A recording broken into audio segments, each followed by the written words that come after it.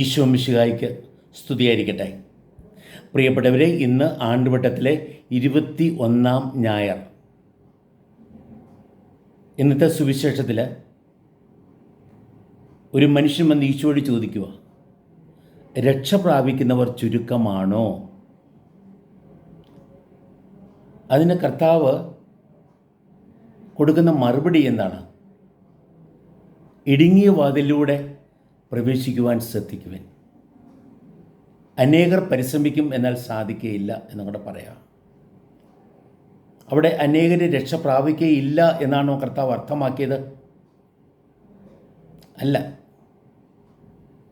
ഒരു വിധത്തിൽ മറ്റുള്ളവരെല്ലാം രക്ഷ പ്രാപിക്കുമോ എന്ന ചോദ്യമല്ല. ഞാൻ രക്ഷ പ്രാപിക്കുമോ?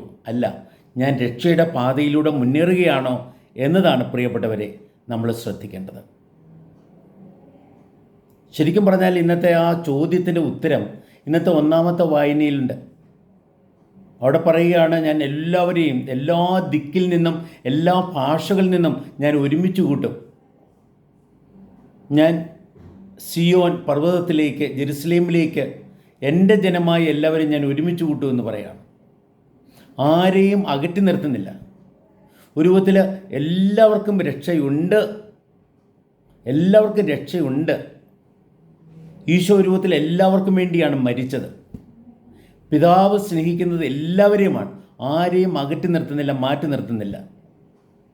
ഇസ്രായേൽക്കാരെ ദൈവം പ്രത്യേകമായി തിരഞ്ഞെടുത്തത്, അല്ലെങ്കിൽ ക്രൈസ്തവരെ ദൈവം പ്രത്യേകമായി തിരഞ്ഞെടുത്തത് നമുക്ക് മാത്രം രക്ഷയുണ്ട് എന്ന് പറയാനല്ല, പിന്നെയോ മറ്റുള്ളവർക്കും രക്ഷയുണ്ട് എന്ന് വെളിപ്പെടുത്താൻ വേണ്ടിയാണ്. അതിനുവേണ്ടിയാണ് കർത്താവ് നമ്മളെ വിളിച്ച് അനുഗ്രഹിച്ച് അയക്കുന്നത്.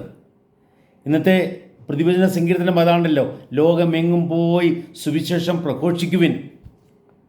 നിങ്ങൾക്ക് രക്ഷയില്ല എന്ന് പറയാനല്ല, നിങ്ങൾക്കും രക്ഷയുണ്ട്, നിങ്ങൾക്കൊരു രക്ഷകനുണ്ട് എന്നുള്ള യാഥാർത്ഥ്യം വെളിപ്പെടുത്താനാണ് കർത്താവ് തൻ്റെ ശിഷ്യന്മാരെ അയച്ചത്. നമ്മളെ ദൈവം പ്രത്യേകമായി തിരഞ്ഞെടുത്തത് നമുക്ക് മാത്രമാണ് രക്ഷ എന്ന് പറയാനല്ല, നമ്മിലൂടെ എല്ലാവർക്കും രക്ഷ വരും എന്നുള്ള ബോധ്യം തരാൻ വേണ്ടിയാണ്. അപ്പോൾ പ്രിയപ്പെട്ടവരെ, രക്ഷ പ്രാപിക്കുന്നവർ ചുരുക്കമാണോ എന്നുള്ളൊരു ചോദ്യമുണ്ടല്ലോ. ശരിക്കും പറഞ്ഞാൽ അതിൻ്റെ യഥാർത്ഥ ഉത്തരം എല്ലാവർക്കും രക്ഷയുണ്ട്, എന്നാൽ എല്ലാവരും രക്ഷ അനുഭവിക്കുന്നില്ല. ഇടുങ്ങിയ വാതിലൂടെ പ്രവേശിക്കുന്നവനാണ് രക്ഷ പ്രാപിക്കുക. ആ ഇടുങ്ങിയ വാതിൽ കൊണ്ട് അർത്ഥമാക്കുന്നത് ദൈവം കുറേ പേരെ ഇങ്ങനെ അകറ്റി നിർത്താൻ ശ്രമിക്കുന്നു, കുറച്ച് പേരെ മാത്രം ഉൾക്കൊള്ളാനായിട്ട് ആഗ്രഹിക്കുന്നു എന്നല്ല.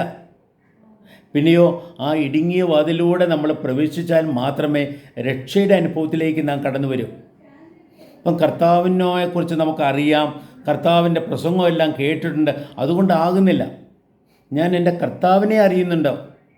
കർത്താവ് കൊടുക്കുന്ന ഒരു ഉത്തരവില്ലേ, ഞാൻ നിങ്ങളെ അറിയുന്നില്ല, നിങ്ങൾ എവിടെ നിന്നാണെന്ന് ഞാൻ അറിയുന്നില്ല എന്നുകൊണ്ട് പറയാണ്. പ്രിയപ്പെട്ടവരെ, ശരിക്കും പറഞ്ഞാൽ നമ്മൾ കർത്താവിനെ അറിയുന്നു, കർത്താവിനെ അറിഞ്ഞ് സ്നേഹിച്ച് കർത്താവിൻ്റെ പാതയിലൂടെ മുന്നേറുന്നു. ഈ ഇടുങ്ങിയ പാതയെക്കുറിച്ച് പറയുമ്പോൾ ഇന്നത്തെ രണ്ടാമത്തെ വായനയാണ് നമ്മുടെ ശ്രദ്ധയിൽ വരിക. ദൈവത്തിൻ്റെ മക്കളെന്ന രീതിയിൽ ശിക്ഷണം അനുഭവിച്ച് ദൈവത്താൽ പരിശീലിപ്പിക്കപ്പെട്ട് ദൈവാത്മാവിനാൽ നയിക്കപ്പെടുന്ന അനുഭവത്തെയാണ്. ഈശോയോട് ചേർന്ന്, ഈശോയെ അനുഗമിച്ച്, ഈശോയെ ഉൾക്കൊണ്ട്, ഈശോയുടെ സ്നേഹത്താലും വചനത്താലും കൃപയാലും നിറഞ്ഞ് മുന്നേറുന്ന അനുഭവമാണ് പ്രിയപ്പെട്ടവരെ രക്ഷയുടെ അനുഭവം എന്ന് പറഞ്ഞാൽ. ഇടുങ്ങിയ വാതിൽ, ഈശോയാണല്ലോ യഥാർത്ഥ വാതിൽ. അപ്പം ഈശോയെ ലക്ഷ്യം വെച്ചുകൊണ്ട്, ഈശോയെ മാതൃകയാക്കിക്കൊണ്ട്, ഈശോയെ കേന്ദ്രമായി സ്വീകരിച്ചുകൊണ്ട് നാഥനും കർത്താവുമായി അവിടുത്തെ ഏറ്റുപറയുക മാത്രമല്ല, പിന്നെ അതനുസരിച്ച് നമ്മുടെ ജീവിതം ക്രമീകരിച്ചുകൊണ്ട് കർത്താവിൽ പുനരുദ്ധരിക്കപ്പെട്ടവരായി, കർത്താവിൽ നവീകരിക്കപ്പെട്ടവരായി, കർത്താവിലൂടെ മുന്നേറുവാൻ പ്രിയപ്പെട്ടവരെ സാധിക്കുമ്പോഴാണ് നമ്മൾ രക്ഷയുടെ അനുഭവത്തിലേക്ക് കടന്നു വരിക. അതിന് ഇതാണ് സമയം. നമ്മൾ സമയത്തിൻ്റെ പ്രാധാന്യം ഇവിടെ കർത്താവ് പ്രത്യേകിച്ച് നമ്മളെ ഓർമ്മപ്പെടുത്തുന്നുണ്ട്. ഒത്തിരി കാത്തിരിക്കാൻ, മാറ്റി വെച്ച് കഴിഞ്ഞാൽ രക്ഷയുടെ അനുഭവത്തിലേക്ക് വരാൻ നമുക്കാവില്ല. ഇതാണ് സമയം. ഈ സമയത്ത് പ്രിയപ്പെട്ടവരെ നമ്മൾ പ്രവേശിക്കുവാനായിട്ട് ശ്രദ്ധിക്കുക. എല്ലാവരും രക്ഷ പ്രാപിക്കുന്ന അനേകരാണോ എന്ന് ചോദിച്ചുകൊണ്ട് നിലകൊള്ളേണ്ടവരല്ല നമ്മൾ. അതിനുവേണ്ടി അങ്ങനെ ഇരിക്കേണ്ടവരല്ല. പിന്നെയോ നമ്മൾ പ്രവേശിക്കുന്നുണ്ടോ? നമ്മളിലൂടെ മറ്റുള്ളവരും രക്ഷയുടെ അനുഭവത്തിലേക്ക് കടന്നു വരണം.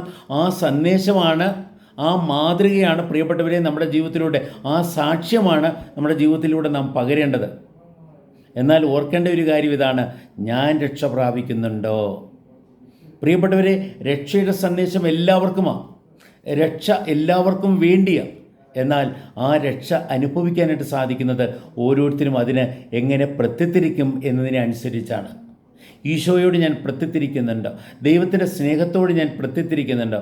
പരിശുദ്ധാത്മാവിൻ്റെ ആ നായകത്വം അനുസരിച്ച് പരിശുദ്ധാത്മാവ് അയക്കുന്ന രീതിയിൽ മുന്നേറുവാനായിട്ട് ഞാൻ ശ്രദ്ധിക്കുന്നുണ്ടോ?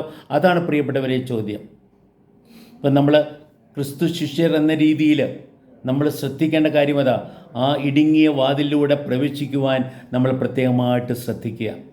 അതോടൊപ്പം തന്നെ നമ്മൾ എല്ലാവരെയും കർത്താവിലേക്ക് ഒരുമിച്ച് കൂട്ടാൻ വേണ്ടിയുള്ളവരാണ്, എല്ലാവർക്കും രക്ഷയുടെ സന്ദേശം പകരാൻ വേണ്ടിയുള്ളവരാണ് എന്ന ബോധ്യം നമുക്കെപ്പോഴും ഉണ്ടാകട്ടെ.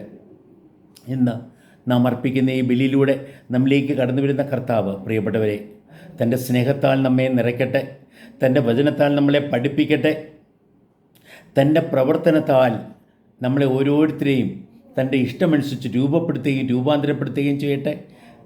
തൻ്റെ പോഷണം തന്നുകൊണ്ട് നമ്മളെ ശക്തിപ്പെടുത്തുകയും വളർത്തുകയും കൃപയുടെ പാതയിലൂടെ മുന്നേറുവാൻ പ്രാപ്തരാക്കുകയും ചെയ്യുമാറാകട്ടെ. ദൈവാനുഗ്രഹം ഏവർക്കും ഞാൻ ഹൃദയപൂർവ്വം ആശംസിക്കുന്നു. ദൈവം നമ്മെ അനുഗ്രഹിക്കട്ടെ. ആമേൻ.